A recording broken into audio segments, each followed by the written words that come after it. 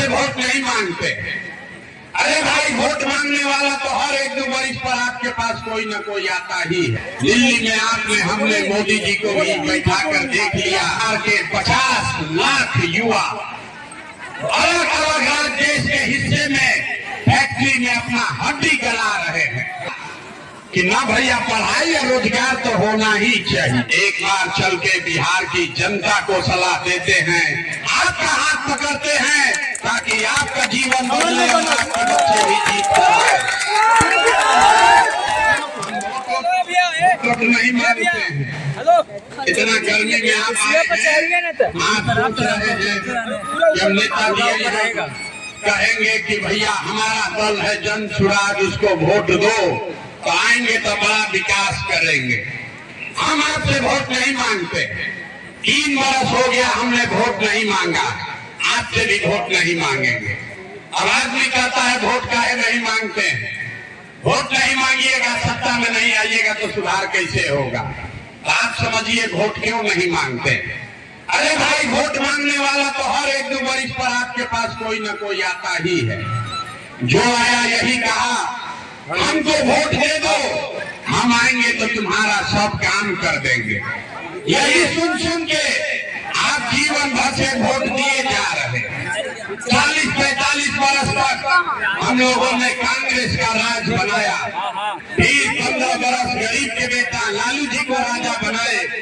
अभी 20 वर्ष से नालंदा के आपके बेटे नीतीश कुमार कुर्सी पर बैठे हैं। दिल्ली में आपने हमने मोदी जी को भी बैठा कर देख लिया। आपके बच्चों का जीवन नहीं सुधरा। लगाए हैं कोई प्रशांत किशोर, आप हमारी बात सुनिएगा, हम पर भरोसा करके हमको वोट दीजिएगा। इसका क्या गारंटी है कि जीतने के बाद हम आपके साथ धोखा नहीं करेंगे?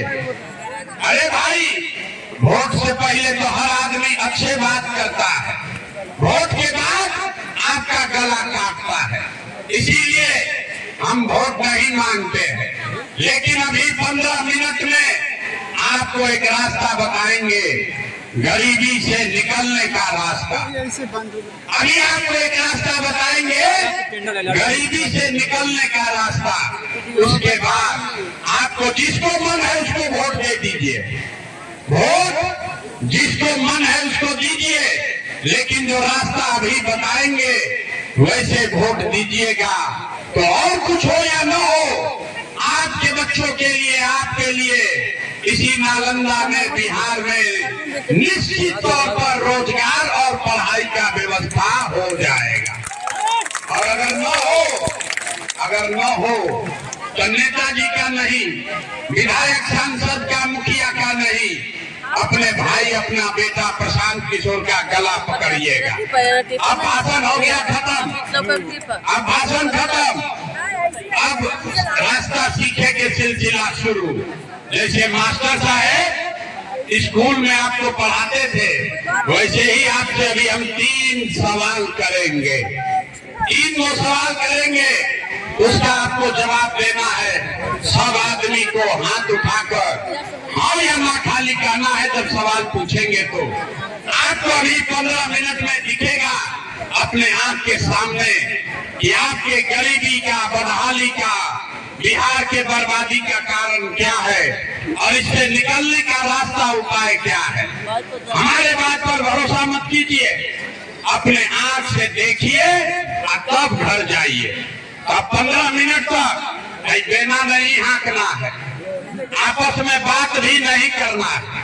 गर्मी लग रहा है, गर्मी लगता, लेकिन इसी गर्मी में आपके हमारे बच्चे, बिहार के 50 लाख युवा अलग अलग देश के हिस्से में फैक्ट्री में अपना हड्डी गला रहे हैं। तो अगर पलायन बंद करना है, अगर रोजगार यही पैदा करना है, तो 15 मिनट आपस में बात नहीं करना है, लेना नहीं, हाँकना है। ध्यान से इससे निकलने का रास्ता सीखना है। भाई, नारा मत लगाओ, बंद करो। अरे हो गया, जिंदाबाद, बहुत शांति से रहो। सब आदमी अब सवाल का जवाब देगा। हाथ उठाकर बोलना है। काहे? क्योंकि हाथे में वो ताकत है, आपके हाथ में वो ताकत है, जिसका बटन आप दबाते हैं वही राजा बनता है। तो आप यहाँ सीखिए कि कैसे बटन दबाइएगा तो आपका गरीबी दूर होगा। सब आदमी सोच कर बताएगा।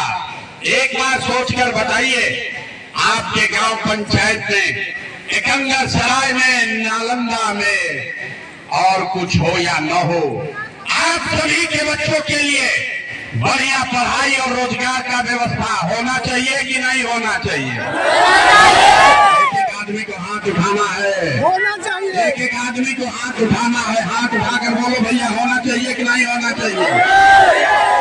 बोलिए, होने के चाहिए कि ना? होना चाहिए कि नहीं होना चाहिए? होना चाहिए। बोलिए, होना चाहिए। देखिए, एकंगर सराय नालंदा का आदमी कितना समझदार है। हम नहीं सिखाए, हम नहीं सिखाए। यहाँ आए हुए हर आदमी ने कहा कि ना भैया, पढ़ाई और रोजगार तो होना ही चाहिए, चाहे आप पढ़े लिखे हैं या अनपढ़, गरीब हैं या अमीर, अगड़े हैं या पिछड़े, हिंदू है या मुसलमान, महिला है या पुरुष, युवा है या बुजुर्ग, सबने कहा है कि ना भैया, पढ़ाई और रोजगार जरूर होना चाहिए। आपको पता है, अगर आपके बच्चे के लिए, आपके लिए बढ़िया पढ़ाई रोजगार हो जाए तो कोई मुखिया बने, कोई विधायक बने, लालू बने, नीतीश बने, मोदी बने, प्रशांत किशोर बने, अगर आपके बच्चे के लिए पढ़ाई रोजगार हो जाए तो आपका जीवन सुधर जाएगा। ये बात आपको पहले से पता है। अब देखिए, आपके बदहाली का कारण